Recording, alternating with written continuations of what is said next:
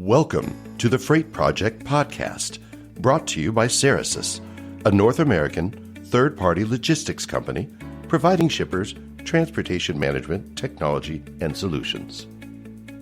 On today's The Freight Project Podcast, I welcome back for a third time Cerasis Account Executive Mark Burdette to talk about why LTL shippers are increasing their use of final mile in order to meet customer expectations.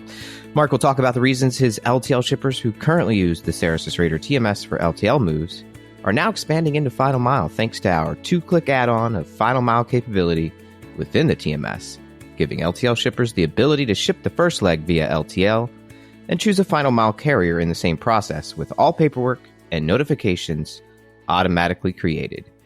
I hope you enjoy this episode of the Freight Project Podcast. Well, hello, Mark. Welcome back.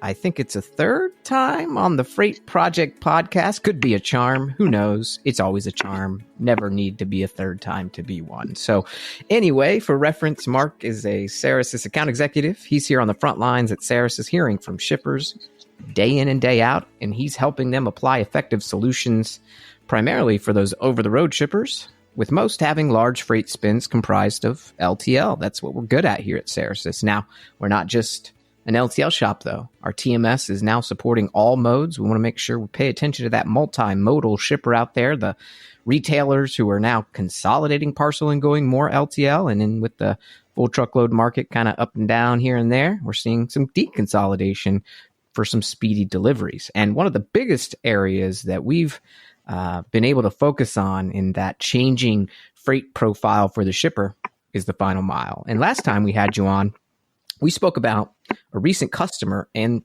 the onboarding process with Cerasis. And today, I want to have you back on to speak about some of the drivers you've seen that are resulting in shippers reaching out to Cerasis, especially those LTL shippers who are looking at that final mile capability within our TMS alongside their LTL freight moves. So in your experience, as you're talking to shippers and you're actually getting customers to use our final mile product, what are some of the reasons that you're seeing more LTL shippers attracted to final mile shipping?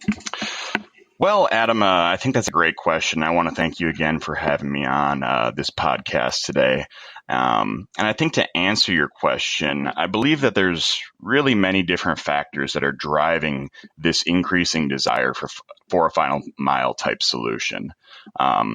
To better understand, I think it's in its simplest form, final mile is really incorporating additional or preferred services upon delivery. Obviously, there can be many reasons why these services might be needed for delivery, but I think two of the most common examples that I come across are either related to e-commerce or delivering to facilities that may involve these requirements, such as like medical facilities, for instance. Saying that, a lot of our customers and why we're seeing this drive towards final mile is because you really have to consider the type of customer that needs these services performed. As in my e-commerce example, which is an ever increasing industry where consumers purchase their products online. And we're all familiar with the prevalence of packages coming to our doors. From a business to business perspective, these additional services aren't needed when the shipment is going dock to dock, in an LTL world. However, as we're seeing with the rise in e-commerce, a business to consumer or B2C transaction, we're seeing an increased need or desire of our customers wanting to provide their customers alternative or delicate delivery options. And understandably, as we are all consumers, ask yourself if you were purchasing, a large, heavier, bulky product that might be considered more of an LTL move than a small parcel move coming to your door. Would you rather it be dropped off, let's say in the driveway or curbside by an LTL carrier, or might you consider choosing an option to have this product delivered, inside right through the front door, or even with additional options such as room of choice, light assembly, dunnage removal. It's really a solution our customers are utilizing to improve their customer experience. Sorry. Well, as a guy from Wisconsin now in Texas, right? If they put that in that driveway, I don't know if you have the wild weather swings that we have here in Texas. Like, it's 100 degrees today, and next week it'll be 77, and then it'll probably get back up to 100. But who knows when the next rainstorm's coming in and that new couch is ruined because they left it in the driveway and they didn't bring it inside. So yeah, I would prefer that customer experience. And like I said, it's a lot of the customers that are driving this desire or need.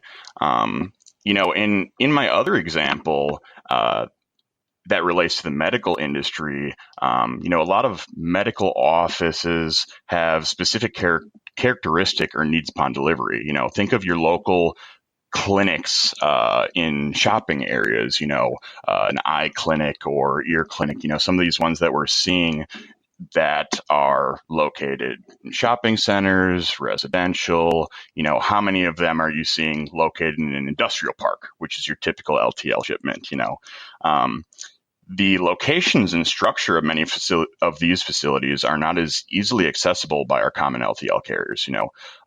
These medical clinics may not have doctors or staff to move around this expensive or heavy medical equipment through their office. Their locations could be limited in access or around residential areas, as I referenced before, requiring different types of trucks, different types of services, and these specialized deliveries are preferred within this industry. So our ability to provide our customers cost-effective transit in this final mile solution, utilizing LTL carriers with these types of services or white glove type services upon delivery, within an intuitive and comprehensive TMS have been a welcomed addition by our customers. It's all about the ease. We talk a lot about customer experience, the end customer, right? Like the person getting the couch and having it come into your house versus sitting out there outside, or, even a business setting, right? Say you have a small office like we do at our Dallas office. We probably wouldn't, let's say we got a new desk or a new piece of furniture for the office. We probably wouldn't want it to be out there either. And so we talk a lot about that, customer experience from the end part of that. But I think you hit on a really good point here. The ease of use to add new capabilities within a platform, no matter what you're doing in business. In our case, it's shipping freight.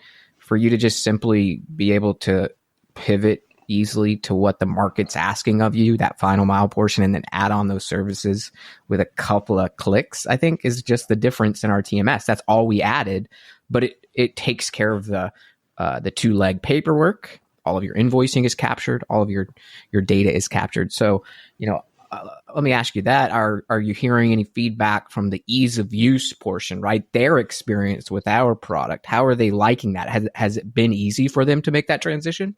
Oh, absolutely. I mean, it has been a fantastic offering that we've been able to provide customers. One that I recently brought on was utilizing LTL carriers and kind of coordinating that delivery to a facility or warehouse. And a lot of times they're using, like college movers, things like that, to get it delivered, inside to their customer in reference to, furniture.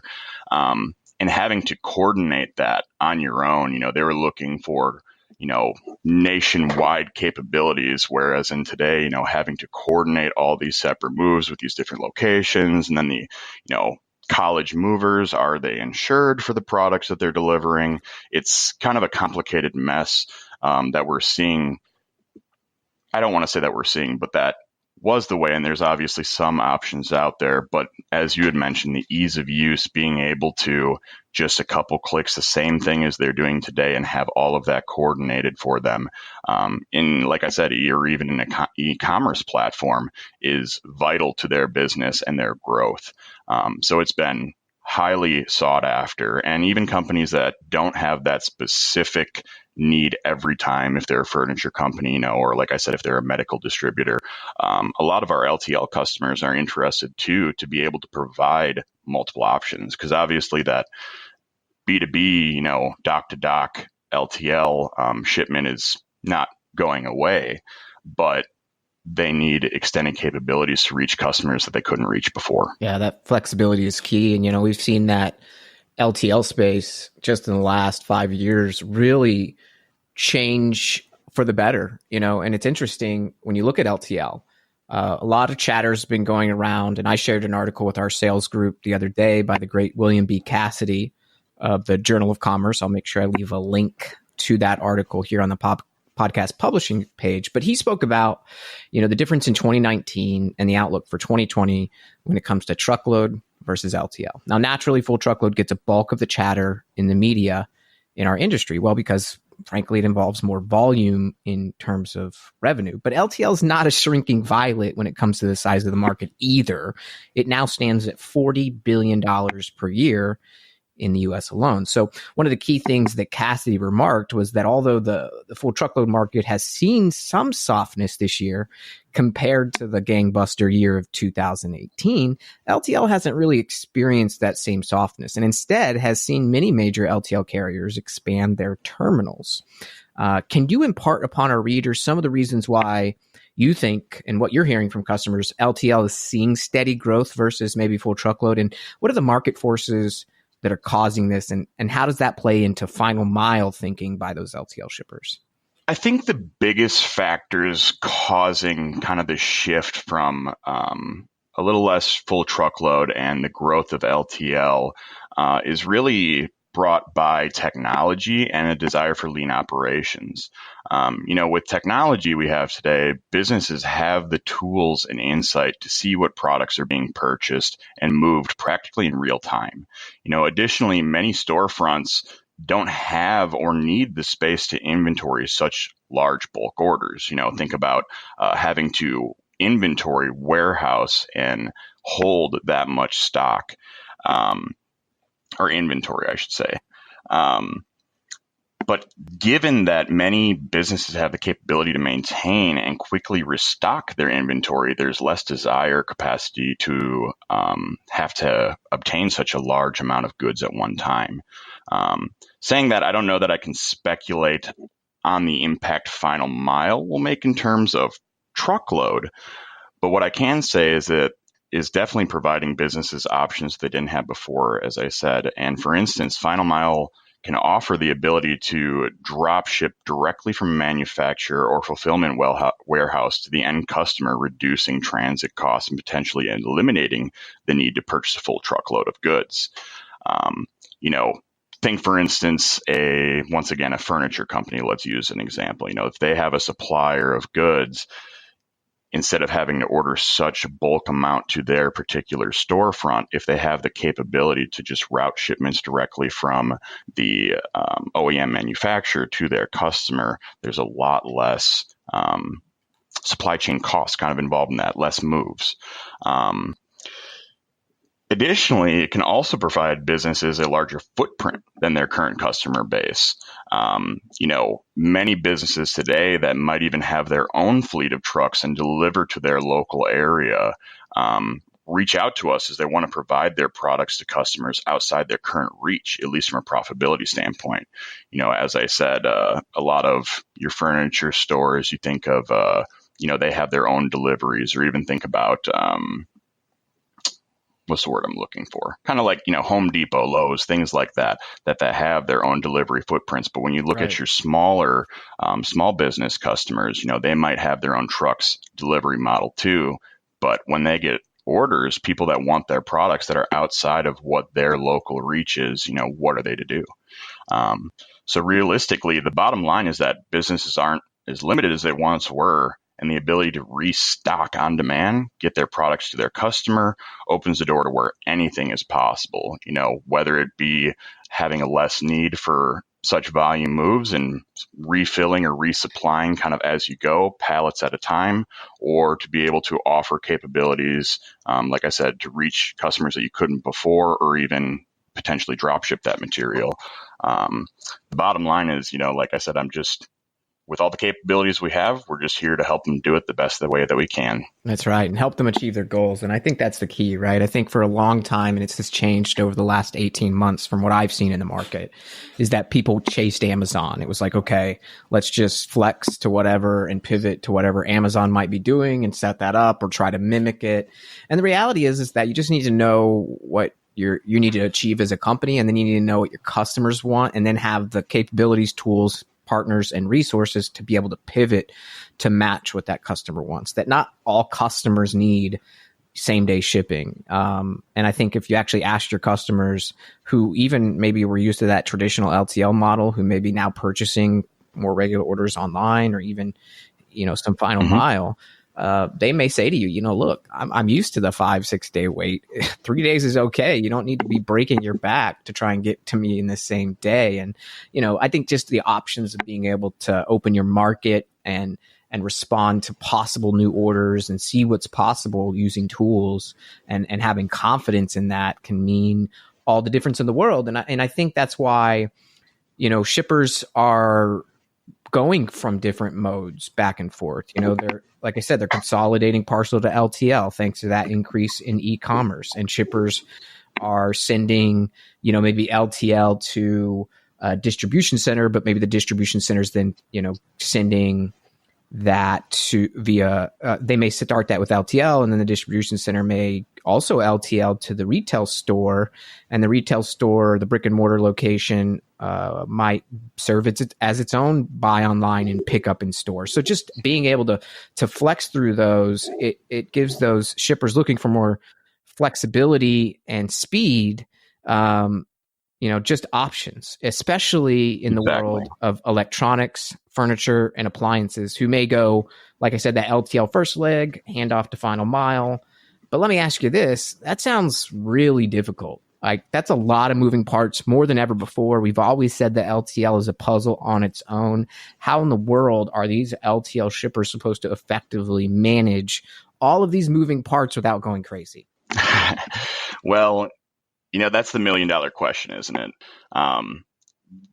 Supply chain and finding the solutions for it can be an infinitely complex question.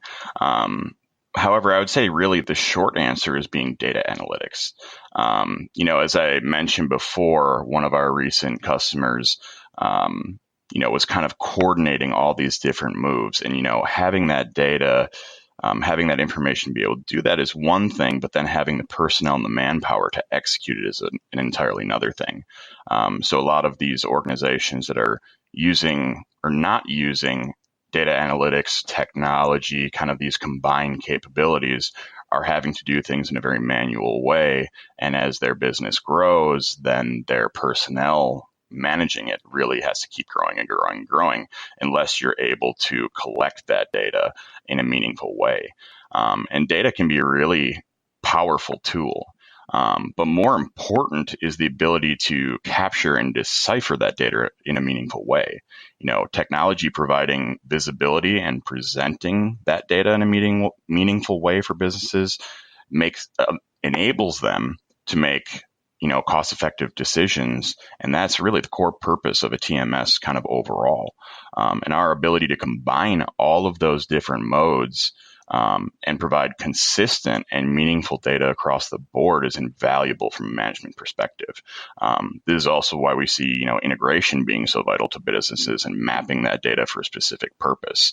Having the visibility and being able to understand what you're looking at is so powerful in being able to make the best decisions from a management perspective. And honestly, without that ability to capture and dissect that relevant data in a useful way, it's exponentially harder to effectively manage. And that's where we're seeing a lot of customers kind of running into in today's day and age, as people are able to have more options, more capabilities than they've ever had before. If they don't kind of get that under control, then sometimes it just kind of starts going in different directions and people start losing sense of what they're doing and potentially a lot of profitability within that. Yeah. I mean, I think back to, let's just think about somebody who wants to lose weight. Like, you could get really overwhelmed with all of the things you need to do on the day to day in order to achieve that long-term goal. And I think that's why you've seen sort of the rise of some of these fitness trackers and just being able to see that data, because it sort of frees you up from the enormity of it all, from the big goal that you're trying to reach. Not that you stop focusing on tracking towards it, but that data kind of shows, okay, yeah, I see what I'm putting into my body calorie wise. I see how much exercise I'm doing. I see my calorie, burnt versus, in, and I can analyze that. And with some of these platforms, they tell you, hey, here's what you need to do next. And they give you really great suggestions. And we're seeing that in the biometric space. And that's, no more evident than, the answering the question, how the heck do they manage all these moving parts? And it's not all about focusing necessarily or obsessing about just getting a goal achieved. It's kind of saying, okay, let's, tackle this one step at a time and put that plan in place and use data to track that progress and really use that data as a version of the truth that we can work off of to decrease that anxiety and build confidence in the overall project. And I think that's what you most likely get a lot of pleasure out of, seeing a customer who signed up to use our TMS, for handling that LTL move and then helping them navigate some of these complexities of the marketplace. And so if you could tell me maybe about an experience of a customer that you signed up to use our TMS, which of course maybe they came in first with LTL and that they're now using final mile effectively within the platform, and how that maybe has changed their ability in taking it from what we've been talking about kind of here early on, but giving us some reality, how they use that to overcome some of these changes brought upon by market forces, and has it allowed them to meet their goals? Honestly, that's a really interesting question. The reason I say that is because I would say that in my experience, providing this capability to my clients has actually encouraged them to set loftier goals. A lot of times people are coming in and they're like, hey, we need a solution to be able to provide, shipping costs for our customers because, we did zone pricing and maybe some accessorials or fuel has changed, instead of trying to capture some data to reorganize what that solution is in our pricing online to reflect and accurately kind of portray that to the customer. It'd be so much more effective to provide the actual cost at time of shipment. So you're not having to try to balance your books or balance the budget. It's just being passed through. So I think this capability that's new to the industry as a whole, and from the responses I receive, it really surpasses their expectations. People are kind of coming to us looking to do something, and then learning about the extent of what is available to them, they change their goals. They're like, I just need to be able to do this. And then when you kind of consult with them, understand what their goals really are and what they're trying to do, then being able to provide them options they didn't know was available to them before to even further their goals. And then once they see that, then they're like, oh my gosh, we can, our goals weren't high enough. We can, have more capability than we thought we were able to have. As an example, it helped a client of mine expand their market and reach when, prior to working with us, they feared they may have to close down. It helped another startup company actually get off the ground because they needed this type of service, via final mile and e-commerce, and didn't have a way to provide it before. It provided another client a service above what traditional LTL carriers are equipped to handle upon delivery, but at a significantly lower cost than the fullest extent of services that a white glove carrier could offer. And like I said, it's just kind of combining capabilities to maximize, one, profitability and the expertise of each individual arena. Every business and their customers have different needs.